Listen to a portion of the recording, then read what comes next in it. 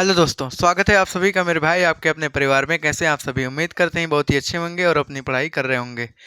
तो कक्षा 10वीं का साइंस हमारा जो है दूसरा चैप्टर हमने कंप्लीट कर लिया है बहुत ही अच्छी तरीके से। आज हमारा तीसरा चैप्टर है जिसका नाम क्या है, धातु एवं अधातु, यानी कि मेटल एंड नॉन मेटल। यानी कि अब हम क्या करेंगे, अब तीसरे चैप्टर के बारे में पढ़ने वाले हैं।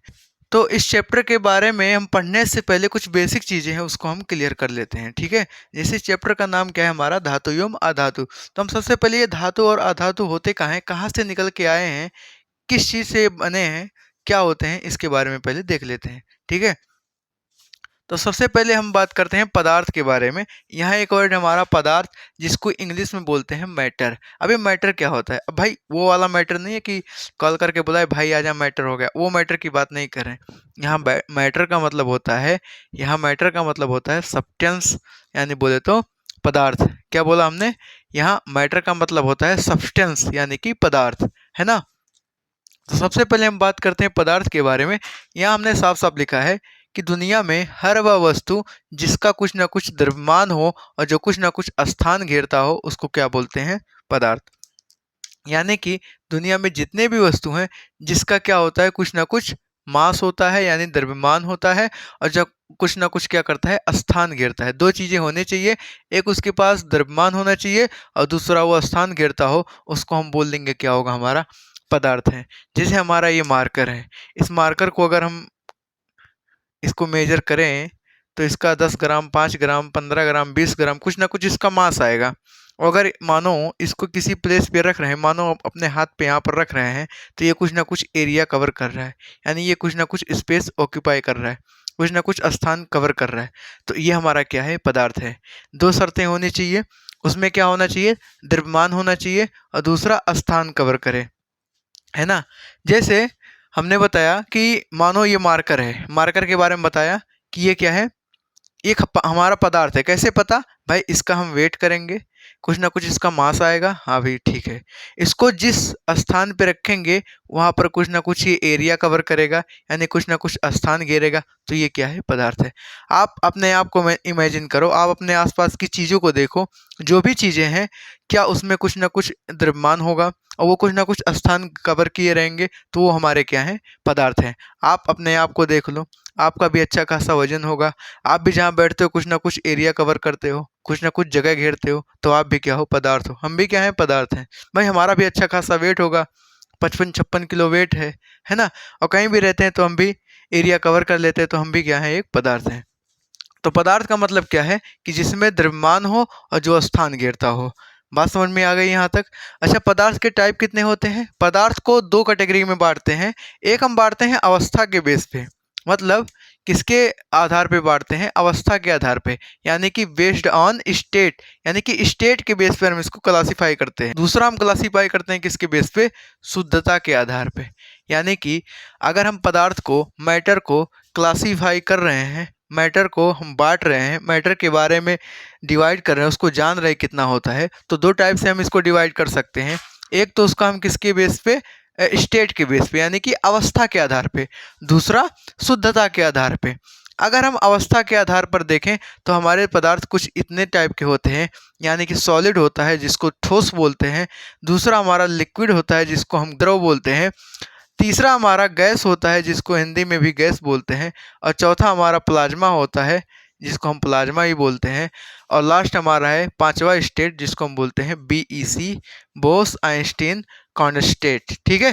तो ये हमारे क्या है, ये हमारे क्या है, ये पदार्थ के अवस्था के टाइप हैं, अवस्था के आधार पर इनको क्लासीफाई किया गया है। यानी कि ये जो पदार्थ के टाइप हैं, ये पदार्थ के ही टाइप हैं, लेकिन किसके बेस पे, स्टेट के बेस पे, यानी कि अवस्था के आधार पे। बात समझ में आया यहाँ तक? दूसरा हम देखते हैं शुद्धता के आधार पे, यानी कि इस टाइप में हम क्या करेंगे, पदार्थ को दो कैटेगरी में बांटेंगे। एक हमारा शुद्धता के आधार पे यानी शुद्ध पदार्थ, और दूसरा हमारा अशुद्ध पदार्थ, यानी कि प्योर मैटर, और दूसरा हमारा इम्प्योर मैटर, यानी शुद्ध पदार्थ और अशुद्ध पदार्थ, ठीक है। शुद्ध पदार्थ को देखें तो इसे शुद्ध पदार्थ किसे कहते हैं?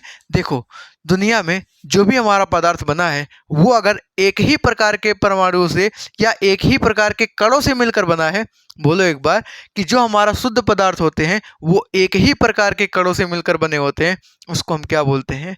उसको हम बोलते हैं शुद्ध पदार्थ। यानी कि जो पदार्थ एक ही प्रकार के कणों से मिलकर बना हो, एक ही प्रकार के पार्टिकल से मिलकर बना हो, वो हमारा क्या होता है? शुद्ध पदार्थ होता है, प्योर मैटर होता है। ठीक है। प्योर मैटर में जैसे हमारे जल है, जल के अंदर देखो, क्या जल के अंदर और किसी चीज़ का क्वालिटी नहीं आएगा? क्या आपको जल के अंदर दारू वाला क्वालिटी आएगा? नहीं आएगा। तो हमारा क्या है? शुद्ध पदार्थ। आप यहाँ पे देखो, जो शुद्ध पदार्थ हैं, प्योर मैटर हैं, ये दो टाइप के होते हैं। कितने टाइप के? दो। हमारा एक होता है तत्व, अंग्रेजी में बोलते हैं एलिमेंट, और दूसरा हमारा होता है यौगिक, इंग्लिश में इसको क्या बोलते हैं? कंपाउंड। यानी कि हिंदी में इसको यौगिक बोलते हैं, इंग्लिश में इसको कंपाउंड बोलते हैं।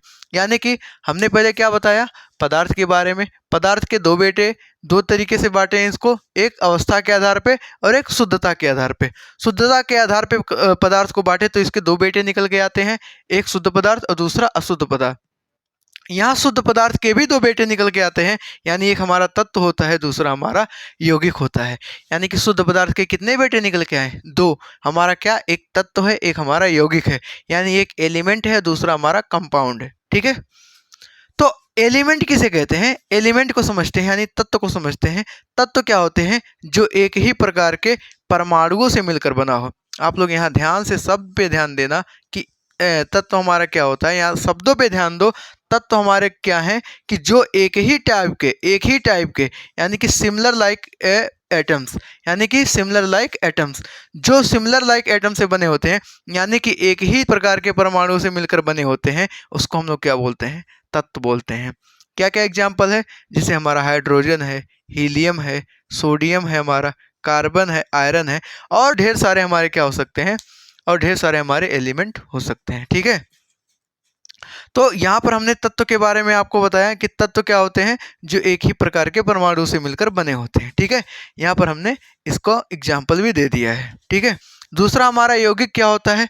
देखो, अगर हमारा एक तत्व है और दूसरा और तत्व है, जब दो तत्व आपस में एक फिक्स अनुपात में मिलते हैं, एक निश्चित अनुपात में मिलते हैं, तब हमारा क्या बनता है? यौगिक। समझ में आया यहाँ तक? कि जब दो तत्व हैं, मानो एक तत्व ये है, एक तत्व ये है, इन दोनों को आपस में मिलाते हैं, ये रासायनिक क्रिया करते हैं, तो एक फिक्स अनुपात में करते हैं, किसी भी अनुपात में नहीं मिलते, एक फिक्स अनुपात में मिलते हैं। तो अगर दो या दो से अधिक, दो भी हो सकते हैं, तीन भी हो सकते हैं, चार भी हो सकते हैं, जब दो या दो से अधिक तत्व आपस में एक निश्चित अनुपात में मिलते हैं तो उसको क्या बोलते हैं? यौगिक बोलते हैं। जैसे यहाँ पे हमारा H2O है। H2O हमारा एक यौगिक है। अगर इसमें हाइड्रोजन और ऑक्सीजन का रेशियो यानी अनुपात देखो तो हाइड्रोजन 2 होता है, ऑक्सीजन 1 होता है। जब तक पूरे दुनिया में हाइड्रोजन और ऑक्सीजन यानी कि हाइड्रोजन और ऑक्सीजन 2 और 1 के अनुपात में नहीं मिलेंगे, तब तक हमारा पानी नहीं बनेगा।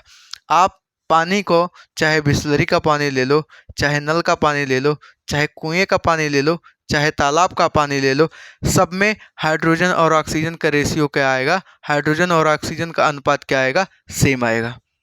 समझ में आया?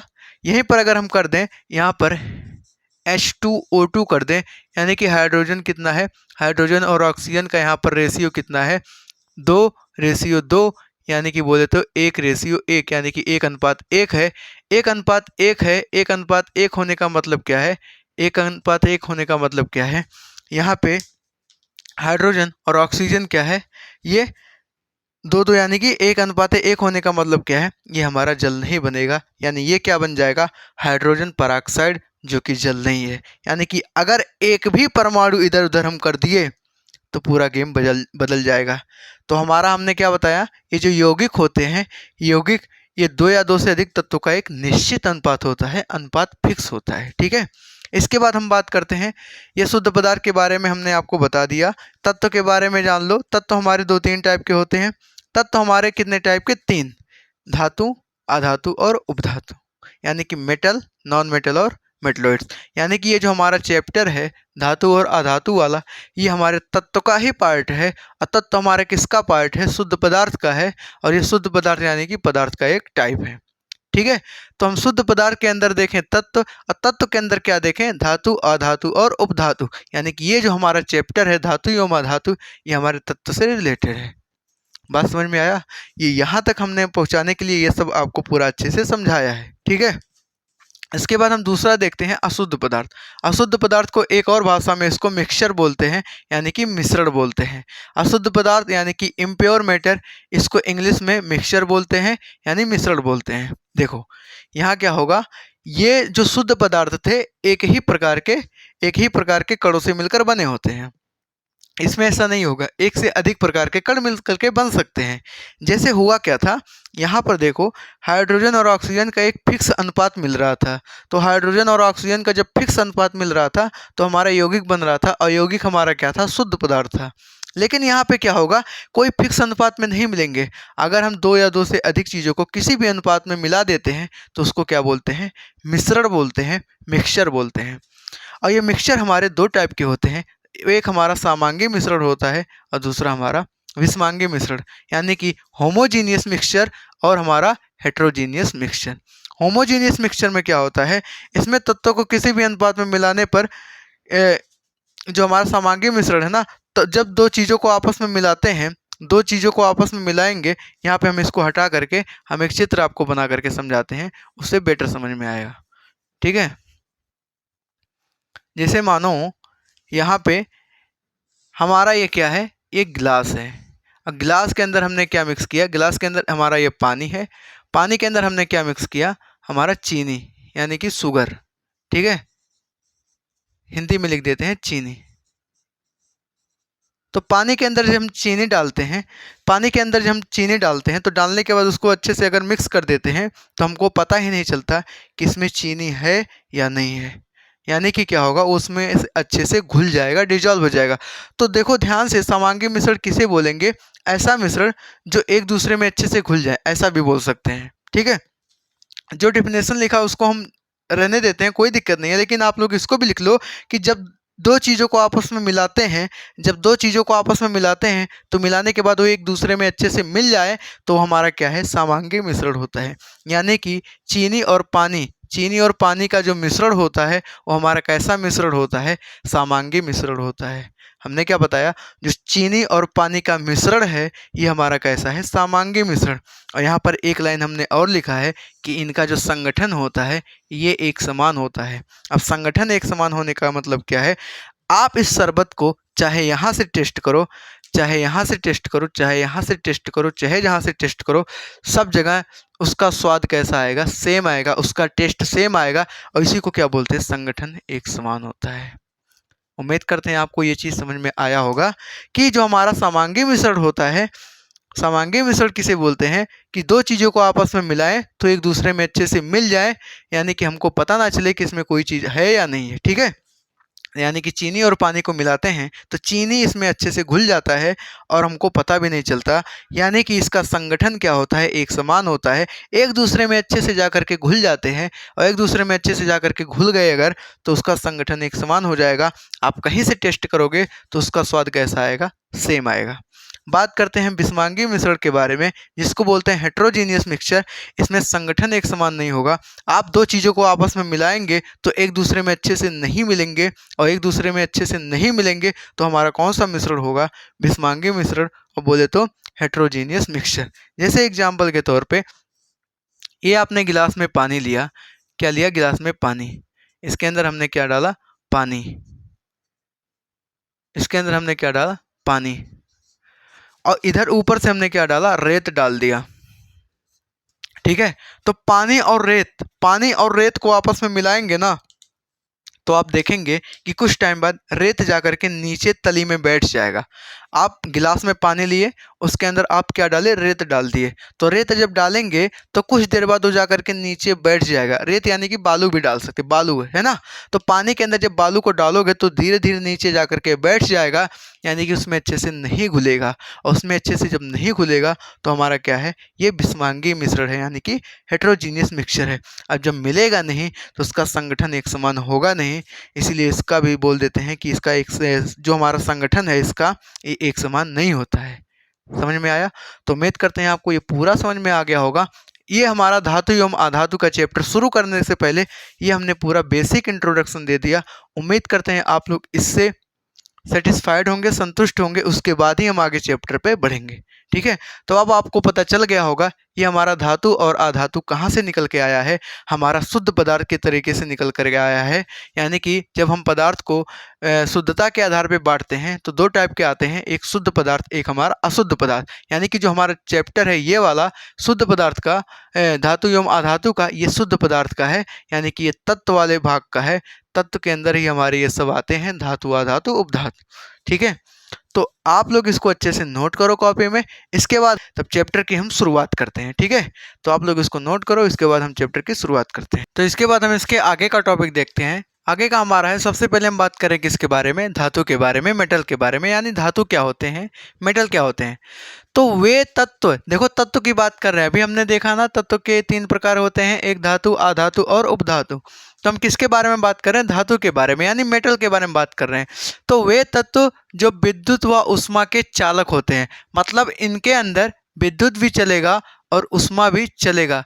यानी कि ये विद्युत और उष्मा के क्या होते हैं, चालक होते हैं, सुचालक होते हैं। ठीक है, तो वे तत्व जो विद्युत व उष्मा के चालक होते हैं और जो इलेक्ट्रॉन त्याग करके, ये सबसे बड़ी बात है, इलेक्ट्रॉन त्याग करके क्या करते हैं, धनायन बनाते हैं। मतलब जितने भी हमारी धातुएं होती हैं वो क्या करते हैं, इलेक्ट्रॉन का दान करते हैं, इलेक्ट्रॉन का त्याग करते हैं। जैसे मानो मैं अगर इलेक्ट्रॉन का त्याग कर रहा हूँ, मानो आपको मैं इलेक्ट्रॉन दे रहा हूँ, तो कौन धनी, आप धनी या मैं? भाई मैं इलेक्ट्रॉन दे रहा हूँ, मेरे पास ज़्यादा होंगे तभी दे रहा हूँ, तो मतलब मैं क्या हूँ, धनी हूँ। यानी कि जो धातु होते हैं वो इलेक्ट्रॉन दान करते हैं, दूसरे को देते हैं, और देते हैं तो खुद क्या हो जाएंगे, धनवान हो जाएंगे। तो जो हमारे धातु होते हैं इलेक्ट्रॉन का त्याग करते हैं, मतलब इलेक्ट्रॉन दान करते हैं, और दान करने के बाद क्या बनाते हैं, खुद को धनायन। जैसे मानो यहाँ पे ये हमारा सोडियम है, ठीक है, और ये क्या किया, ये क्या किया, अपना इलेक्ट्रॉन दूसरे को दान किया, अपना इलेक्ट्रॉन क्या किया, दान किया कि ले भाई इलेक्ट्रॉन तू ले जा। ठीक है, ये इलेक्ट्रॉन किसी को क्या किया, दान किया, और प्लस में अपने आप को क्या किया, यहाँ पे प्लस दिखा दिया। मतलब ये वाला इलेक्ट्रॉन, ये वाला इलेक्ट्रॉन किसी को दिया, ये क्या किया, ये दान इलेक्ट्रॉन किया, और खुद के ऊपर एक प्लस का चार्ज बना लिया कि देखो भैया हमने इलेक्ट्रॉन का क्या किया है, दान किया है, और खुद धनवान बन गए। अच्छा, कितने यहाँ पर आप लोग देखते होंगे इसके ऊपर प्लस चार्ज आता है, कितना प्लस, किसी पे प्लस का 2, प्लस का 3। देखो जितना इलेक्ट्रॉन कोई भी तत्व दान करेगा, सुनना ध्यान से, जितना इलेक्ट्रॉन कोई भी तत्व दान करता है उतना उसके ऊपर प्लस का चार्ज आता है। अब यहाँ पे ई केवल लिखने का मतलब है, ये जो ई है, ई फॉर इलेक्ट्रॉन, यानी कि यहाँ पर कुछ नहीं तो 1 है। अगर यहाँ पर 2 इलेक्ट्रॉन होता तो इसके ऊपर प्लस का 2 आता, अगर यहाँ पे 3 इलेक्ट्रॉन दान किया होता तो इसके ऊपर प्लस का 3 आता। ये केवल एक ही इलेक्ट्रॉन दान किया है, कितने इलेक्ट्रॉन दान किए हैं, एक ही इलेक्ट्रॉन दान किए हैं, इसलिए इसके ऊपर कैसा चार्ज आया, एक ही प्लस का चार्ज आया। समझ में आया? तो आप लोग देखो, जो सोडियम हमारा था बेचारा, इसके ऊपर पहले कोई चार्ज नहीं था, लेकिन जैसे इलेक्ट्रॉन दान किया, एक इलेक्ट्रॉन दान किया, इसके ऊपर एक प्लस का चार्ज आ गया। यानी कि ये धातुओं की खास बात है कि वो इलेक्ट्रॉन पहले दान करते हैं, और जैसे इलेक्ट्रॉन दान करेंगे उनके ऊपर प्लस का चार्ज आ जाएगा। समझ में आया? अगर मैं इलेक्ट्रॉन दान कर रहा हूँ, मैं इलेक्ट्रॉन अगर दान कर रहा हूँ तो मेरे ऊपर प्लस का चार्ज आएगा, आप इलेक्ट्रॉन दान कर रहे हो तो आपके ऊपर प्लस का चार्ज आएगा। ठीक है, तो ये धातुओं की खास बात होती है कि वो इलेक्ट्रॉन त्याग करके, वो इलेक्ट्रॉन दान करके क्या करते हैं, प्लस बनाते हैं। ठीक है, एग्जाम्पल क्या क्या है भाई, हमारा लोहा है जिसको आयरन बोलते हैं, सिंबल इसका एफ ही होता है। हमारा सोना यानी कि गोल्ड, इसका सिंबल एयू है। हमारा चांदी, इसका सिंबल एजी है। हमारा सोडियम, इसका सिंबल Na है।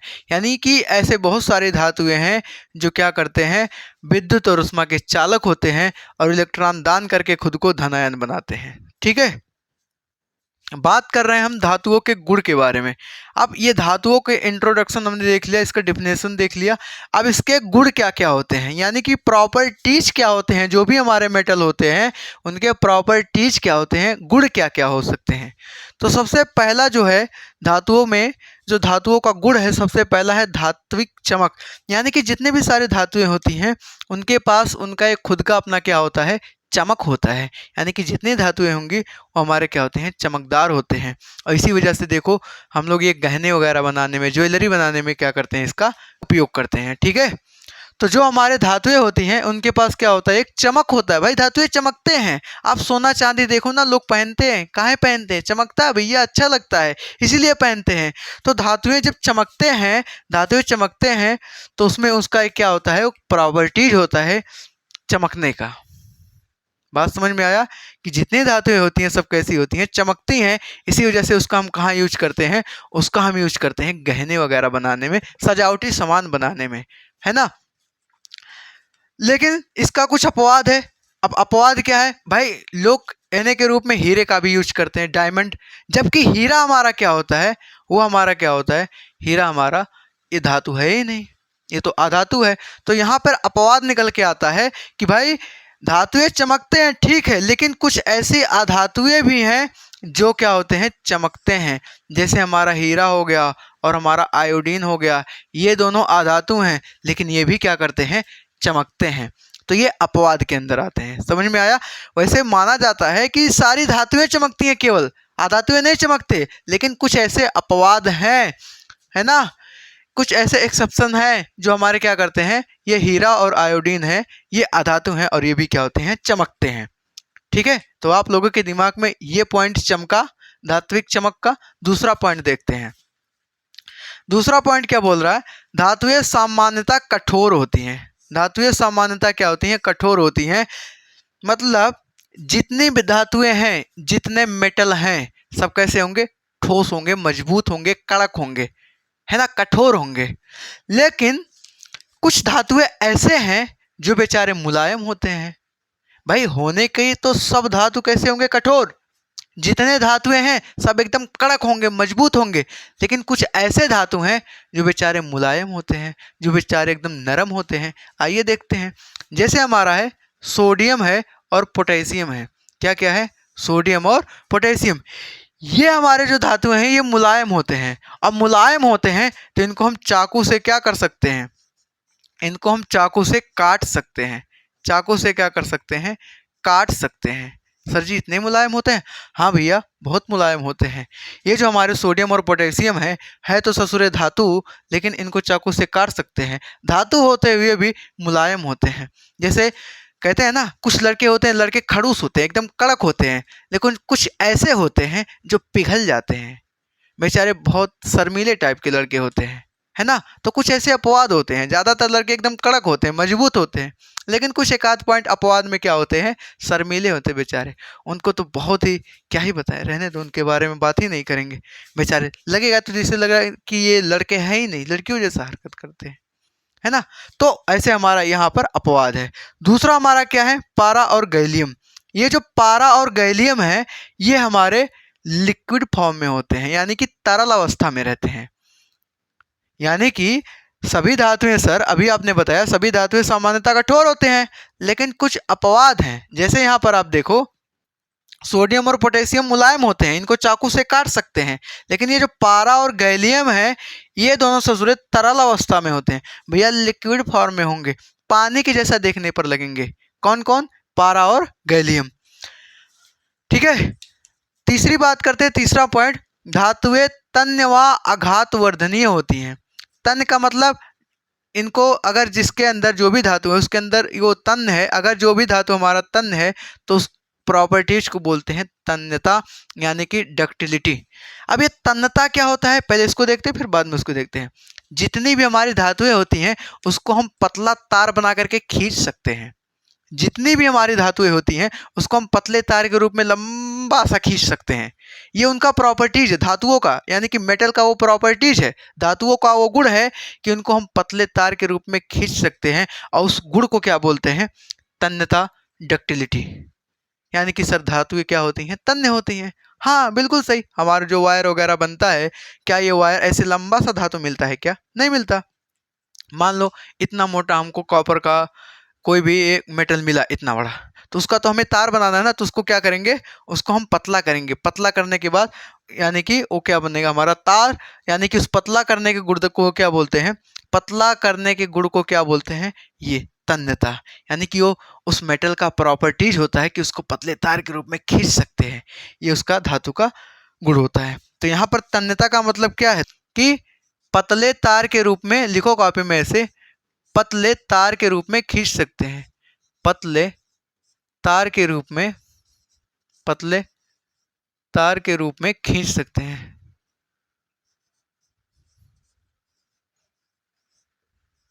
पतले तार के रूप में खींच सकते हैं, या ये भी लिख लो पतला तार बनाया जा सकता है। ठीक है, तो ये जो हमारा तन्यता वाला गुण होता है धातु का, इसका मतलब आप लोग को समझ में आया होगा कि जो भी हमारी धातुएं होती हैं उनको हम पतले तार के रूप में खींच सकते हैं। ठीक है, आप लोग सुने होंगे, नहीं सुने हैं तो सुन लो, कि जो हमारा सोना होता है ना, 1 ग्राम सोना, सोना जानते हैं क्या, गोल्ड, 1 ग्राम जो हमारा सोना होता है, इससे पता है आपको, हम 2 किलोमीटर लंबा तार बना सकते हैं। कितना? 2 किलोमीटर लंबा तार। भैया कितना तन्य होता है, इसके अंदर तन्यता कितना ज्यादा होता है, डक्टिलिटी कितना ज्यादा होता है सोने के अंदर, कि भैया 1 ग्राम हमारा सोना अगर है ना, 1 ग्राम सोना, सोचो 1 ग्राम सोने से हम 2 किलोमीटर लंबा तार बना सकते हैं। ये उसका क्या है, ये सोना इतना ज्यादा तन्य होता है। ठीक है, तो आप इसको कॉपी में नोट कर सकते हो। अगला पॉइंट है आघातवर्धनीय, यानी कि जो हमारे मेटल होते हैं वो आघातवर्धनीय होते हैं, और उनके उस गुण को क्या बोलते हैं, इसी गुण को बोलते हैं आघातवर्धनीयता। यानी कि जो भी हमारे धातुएं होते हैं उनको हम पीट करके, उन पर चोट मार करके पतले चादर के रूप में फैला सकते हैं। आप लोग देखे होंगे बहुत सारे पतले पतले लोहे के चादर बनते हैं, पतली पतली सीट बनते हैं मेटल के। तो कैसे बनते हैं, क्यों बनते हैं? उनका यही प्रॉपर्टीज होता है। कौन सा प्रॉपर्टीज? आघातवर्धनीयता, यानी कि मैलेबल। समझ में आया कि जो भी हमारी धातुएं होती हैं उनको हम पीट पीट करके, चोट दे करके पतले चादर के रूप में फैला सकते हैं। आप लोग देखे होंगे लोहे का अपना दरवाजा आता है, लोहे के बहुत सारे पतली पतली चादर की सीट आती है, बहुत बहुत टैंक आते हैं, उनका पहले चादर बनाया जाता है, तब उनको मोड़ करके बनाया जाता है। यानी कि वो धातुओं का, वो मेटल का प्रॉपर्टीज होता है, जिसकी वजह से हम क्या करते हैं, उसको पतले चादर के रूप में बना सकते हैं। तो यहाँ पर आघातवर्धनीयता का मतलब क्या है, आप लोग लिख सकते हो कॉपी में। क्या इसका मतलब क्या होता है कि पतले चादर के रूप में, यहाँ पर मैं दूसरे मार्कर से लिखता हूँ नहीं तो कंफ्यूज हो जाओगे। ठीक है, तो आघातवर्धनीयता का मतलब क्या है कि पतले चादर के रूप में, पतले चादर बना सकते हैं, ऐसे लिखो।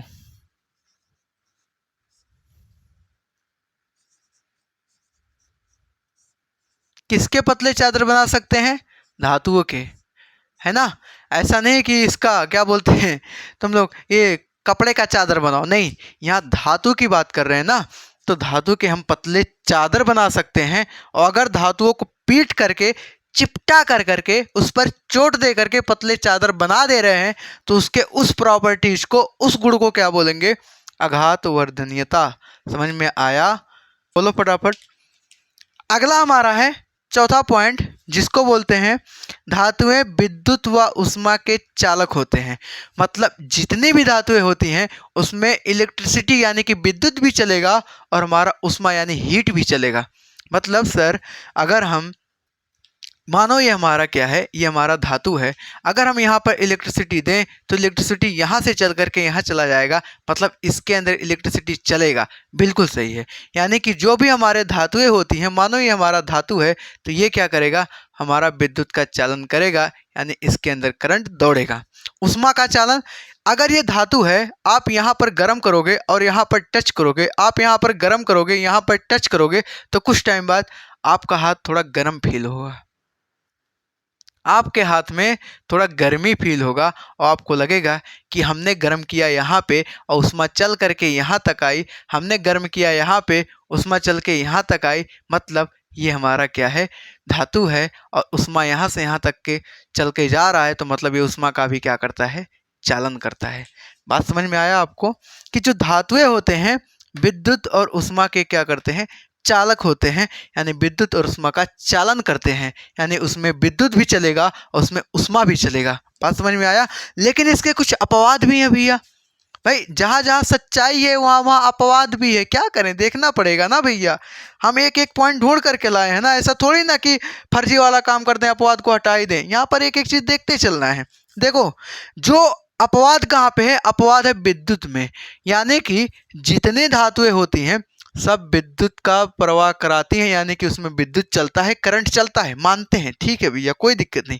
लेकिन कुछ ऐसे अधातु हैं, धातु चलाते हैं ठीक है, कुछ ऐसे अधातु भी हैं जो भी विद्युत का क्या करते हैं, चालन करते हैं। कौन कौन है भैया? अरे जानना चाहोगे? हमारा वही आपका सबसे प्यारा जो पेंसिल की लीड में लगा होता है, पेंसिल में होता है, हमारा ग्रेफाइट।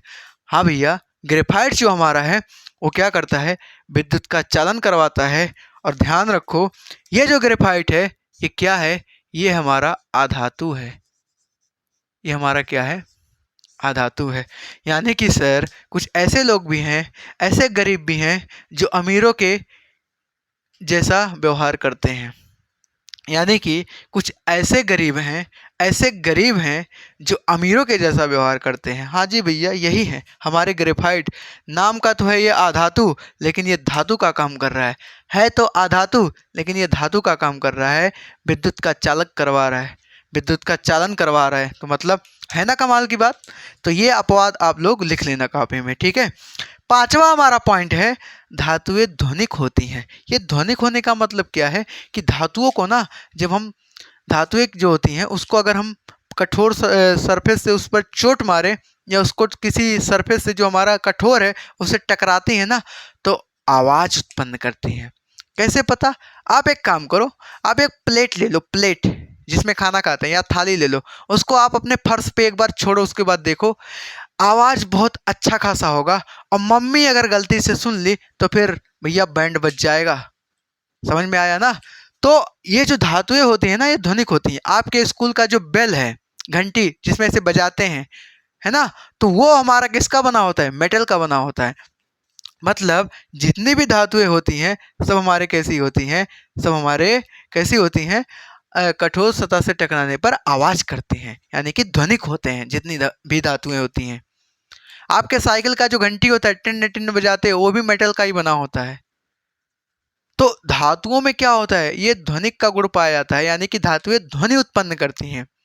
उन पर चोट मारो, कोई भी धातु आप ले लो ना, उसको अगर पटको या कहीं पर डालो तो उसमें से ध्वनि निकलेगा, आवाज उत्पन्न करेगा। समझ में आया। तो ये हमारे जितने भी हमने यहाँ पर आपको बताया, ये हमारे सब क्या थे, धातुओं के गुण थे, यानी कि मेटल के प्रॉपर्टीज थे। उम्मीद करते हैं आपको बहुत ही अच्छे से, बहुत ही बारीकी के साथ ये आप सब ऐसे समझे होंगे, और ऐसे ही सेम टू सेम आप कॉपी में लिखना, देखना, रिवीजन में बहुत ही सहायता होगा।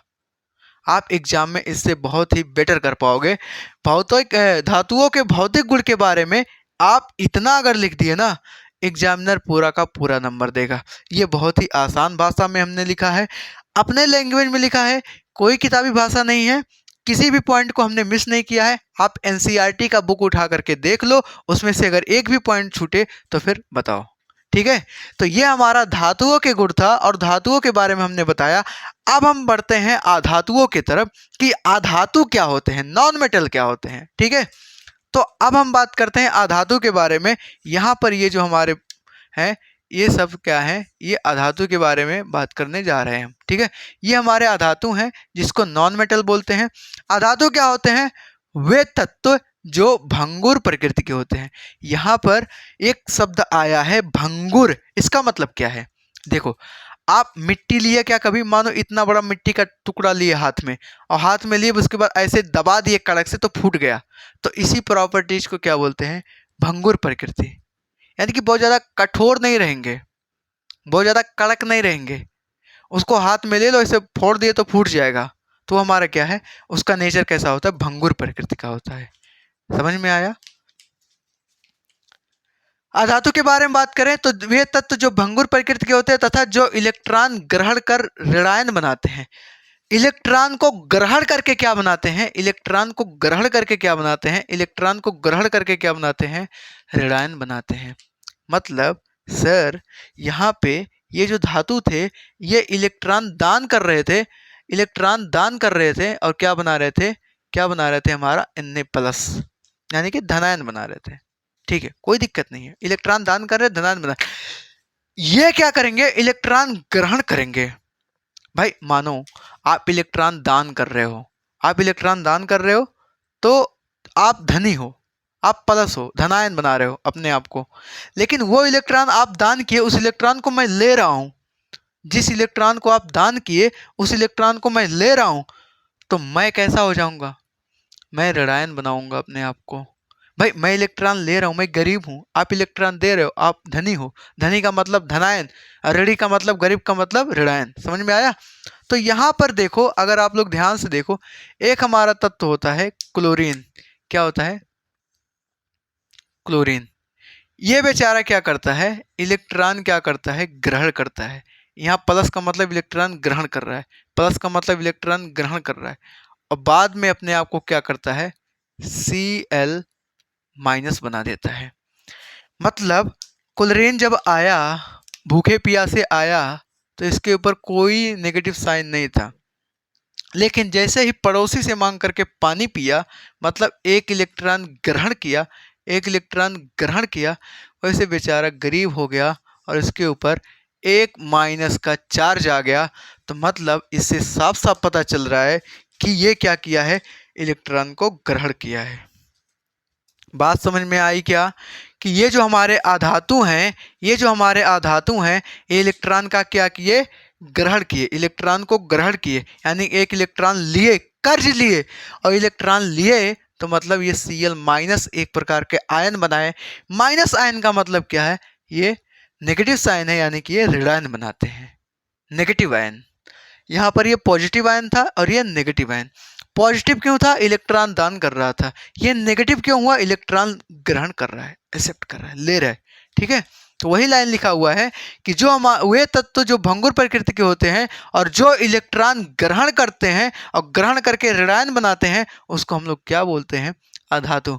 मतलब अधातु बेचारे बहुत गरीब होते हैं, क्या ही बताए, वो इलेक्ट्रॉन को जानते हो क्या करते हैं, लेते हैं, मांगते हैं, भैया दे दो हमको, दे दो। मतलब वो क्या रहते हैं, खुद भिखारी रहते हैं, गरीब रहते हैं, और गरीब रहते हैं इसी वजह से क्या बनाते हैं, ऋणायन बनाते हैं। ठीक है, उदाहरण है हमारा, उदाहरण देख लो आप लोग, नाइट्रोजन है, नाइट्रोजन जिसका सिंबल क्या है, N है, ऑक्सीजन है, सिंबल N है, कार्बन है, C है, और सल्फर हमारा S है। ऐसे बहुत सारे अधातु हैं जो आपको पीरियोडिक टेबल देखने को मिलेंगे, है ना, पीरियोडिक टेबल में है, आप उसको देख लीजिएगा। ठीक है, बात करते हैं हम अधातु के भौतिक गुण के बारे में। बात कर रहे हैं अब किसके बारे में, अधातु के भौतिक गुण के बारे में, यानी कि physical properties of non metal, यानी कि नॉन मेटल के फिजिकल प्रॉपर्टीज क्या क्या है। ठीक है, देखते हैं भाई, कोई दिक्कत नहीं है। पहला पॉइंट क्या है, ये भंगुर प्रकृति के होते हैं। हमने बताया ना भंगुर प्रकृति, यानी कि एकदम नरम होते हैं, ऐसे हाथ में ले मसल दे तो फूट जाएगा, ये हमारा अधातुओं का प्रॉपर्टीज है। लेकिन यहाँ पर भी अपवाद है कि कुछ ऐसे धातु है ना कि दुनिया का सबसे कठोर पदार्थ है, सोचो, सबसे कठोर पदार्थ दुनिया का, लेकिन आया किसके अंदर, अधातु के अंदर। कितना गलत नाइंसाफी है ना। हाँ जी भाई, देखो यहाँ पे हमारा हीरा, डायमंड, जो हमारा हीरा है ना, हीरा, ये अपवाद है, क्योंकि ये भंगुर प्रकृति का नहीं होता, ये बहुत ही कठोर होता है और दुनिया का सबसे कठोर पदार्थ होता है। ये कार्बन का अपर रूप होता है, कार्बन का अपर रूप होता है। तो हमने बताया ना ये भंगुर प्रकृति के होते हैं, लेकिन अपवाद में क्या है, हमारा हीरा, हीरा हमारा भंगुर प्रकृति का नहीं होता, ये हमारे कठोर प्रकृति का होता है, यानी कि यहाँ पर ये अपवाद है। दूसरा पॉइंट हमारा क्या है, जो भी अधातु होते हैं ये विद्युत व उष्मा के अचालक होते हैं। मतलब जो भी हमारे अधातु हैं उसमें ना तो विद्युत चलेगा ना तो उष्मा चलेगा, मतलब उसके अंदर विद्युत और उष्मा नहीं चलेगा। यहाँ पर चल रहा था, जैसे ये मेटल है, इसमें विद्युत और उष्मा चल रहा है, कोई दिक्कत नहीं है, लेकिन ये क्या हो गया, अभी अभी ये नॉन मेटल है, मतलब अधातु है, तो उष्मा नहीं चलेगा, उष्मा नहीं चलेगा, और हमारा इलेक्ट्रिसिटी यानी कि विद्युत भी नहीं चलेगा। लेकिन लेकिन लेकिन अपवाद है। अगर यही आधातु हमारा ग्रेफाइट हो गया ना, अभी यहाँ पर हमने बताया था, यही आधातु हमारा ग्रेफाइट हो गया तो इसके अंदर करंट चलेगा। तो यहाँ पर भी हमारा अपवाद है कि हमारा जो ग्रेफाइट है, ग्रेफाइट ये हमारा आधातु होते हुए भी क्या करता है, आधातु होते हुए भी हमारा विद्युत का चालन करता है। आप पेंसिल लेना, पेंसिल देखो, पेंसिल ऐसे निकाल लेना, यहाँ पे है और यहाँ पे थोड़ा छील लेना, यानी कि ग्रेफाइट दिखे यहाँ पे इस साइड में, ठीक है, इस साइड में, और पेंसिल यहाँ पर उसको अच्छे से कट किए रहना, ठीक है। उसके बाद आपके घर में जो बोर्ड है ना, उसमें जब लगाओगे, आय दादा बहुत करंट मारेगा, है ना। तो इससे पता चल जाएगा करंट चलता है कि नहीं। ये सब घर पे मत करना, नहीं तो हमको दोस्त दो कि सर जी हमारे बोले थे एक्सपेरिमेंट करने के लिए, हम इसलिए कर रहे हैं, तो हमको भी दोषी करो, है ना। तो आप यहाँ से यहाँ तक इसमें चेक कर पाएंगे कि करंट चलेगा। आप एक काम करो, एक सेटअप लगाओ, इलेक्ट्रिक सर्किट बनाओ, उसमें एक बल्ब लगाओ, एक तार से बल्ब लगाओ, तार लगाओ। उसके बाद यहाँ पर देखो हम बता दे रहे हैं अभी, एक यहाँ पे आप ऐसे बल्ब लगाओ, ठीक है, और एक तार यहाँ से ऐसे, और इसको ले जा करके ऐसे यहाँ पे बैटरी से जोड़ो, एक प्लस माइनस यहाँ पे, ठीक है। और यहाँ पे तुम ले जा करके ये अपना पेंसिल लगा दो, यहाँ पर क्या क्या लगा दो, पेंसिल। आप देखोगे ना, ये पेंसिल जब इन दोनों तारों से कनेक्ट कर दोगे तो करंट चलेगा, मतलब वो बल्ब जल जाएगा। तो इससे हमें पता चल जाएगा कि ये जो हमारा आधातु है, यानी कि ग्रेफाइट है, हमारा पेंसिल जो है, इसके अंदर जो हमारा ग्रेफाइट है, ये विद्युत का क्या करता है, चालन करता है, ठीक है। समझ में आ गया आपको? उम्मीद करते हैं बहुत ही अच्छे से ये पॉइंट क्लियर हो गया होगा कि जो हमारे आधातु हैं वो विद्युत और उष्मा का चालन नहीं करते, लेकिन एक हमारा आधातु अपवाद है, नाम है ग्रेफाइट, जो विद्युत का चालन करता है, ठीक है। अगला है तीसरा पॉइंट हमारा क्या है, जितनी हमारी आधातुएं होते हैं ना, वो ऑक्सीजन से क्रिया करके क्या करते हैं, आधातु ऑक्साइड बनाते हैं। हमने पिछले क्लास में ये चीज बहुत ही अच्छे से पढ़ाया था कि जब अम्ल और क्षारक, ये धातु ऑक्साइड या अम्लीय ऑक्साइड, ये सब पढ़ाया था हमने, उसमें आप लोग देखे होंगे जो हमारे आधातु होते हैं ना, ध्यान से देखना, यहाँ जो आधातु होते हैं, आधातु ऑक्सीजन से क्रिया करके आधातु ऑक्साइड बनाते हैं। आधातु क्या करते हैं, आधातु ऑक्सीजन से क्रिया करके, किसके साथ भैया, ऑक्सीजन के साथ क्रिया करके, किसके साथ, आधातु ऑक्सीजन के साथ क्रिया करके आधातु ऑक्साइड बनाते हैं। क्या बनाते हैं, आधातु ऑक्साइड बनाते हैं। और वही आधातु ऑक्साइड जल के साथ क्रिया करके क्या बनाते हैं, बताओ प्यार से, हमारा अम्ल बनाते हैं, एसिड बनाते हैं। बोलो बात क्लियर है कि जितनी भी हमारी आधातुएं हैं वो ऑक्सीजन से क्रिया करके आधातु ऑक्साइड बनाएंगे, और वही आधातु ऑक्साइड अगर जल के साथ क्रिया कर लिया तो हमारा अम्ल बनाता है। समझ में आयल कि ना, आ गई नो। चला आगे देखा, ये जो हमारा धातु है, यहां से लिए हैं इसको हम, हमारा धातु भी सेम काम कांड करता है। यहाँ कांड की बात चल रही है, अरे वो सब कांड नहीं कि जा करके किसी का सर्वर फोड़ दो, वो कांड नहीं। यहाँ पे धातु जो है ना, धातु ये भी ऑक्सीजन के साथ क्रिया करके धातु ऑक्साइड बनाता है। मतलब अगर आधातु ऑक्सीजन के साथ क्रिया करके आधातु ऑक्साइड बना सकता है तो ये तो भैया राजा है। धातु भी ऑक्सीजन के साथ क्रिया करके धातु ऑक्साइड बनाएगा। वहीं पर जो हमारे आधातु ऑक्साइड से यहाँ पर जो हमारे आधातु ऑक्साइड थे, ये जल के साथ क्रिया करके अम्ल बना रहे थे। यहीं पर हमारा जो हमारा धातु ऑक्साइड है, ये जल के साथ क्रिया करके क्षारक बनाएगा, बेस बनाएगा। समझ में आया कि हमारे जो भी धातु होते हैं ऑक्सीजन के साथ क्रिया करके धातु ऑक्साइड बनाते हैं, और वही धातु ऑक्साइड जल के साथ क्रिया करके, जल के साथ रिएक्शन करके हमारा क्षारक बनाते हैं, बोले तो बेस बनाते हैं। ठीक है, तो ये हमारा पूरा आज का टॉपिक था, जिसमें हम धातु और अधातु के बारे में, धातु के इंट्रोडक्शन के बारे में पूरा बताया, उसके भौतिक गुणधर्म के बारे में बताया, और जो हमारा अधातु है इसके हमने अच्छे से भौतिक गुणधर्म, उसका डिफिनेशन देखा, है ना। तो उम्मीद करते हैं यह टॉपिक आपको पूरा अच्छे से क्लियर होगा, और अगर कहीं पर किसी को कोई डाउट आता है तो कमेंट बॉक्स में आप लोग पूछ सकते हैं। ठीक है, बोलेंगे दुनिया में कितने लोग हैं, बहुत ही तरीके के, कितने लोग गलत काम करते हैं, कितने लोग सही काम करते हैं, उनको कोई फर्क नहीं पड़ने वाला है ना।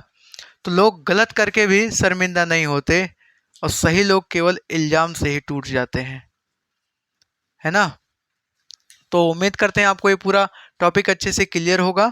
ठीक है, तो ये आप लोग अच्छे से कॉपी में नोट कर लीजिएगा। ठीक है, इसके बाद मिलते हैं नेक्स्ट वीडियो में। तब तक के लिए आप लोग पढ़ते रहिए, स्वस्थ रहिए, मस्त रहिए।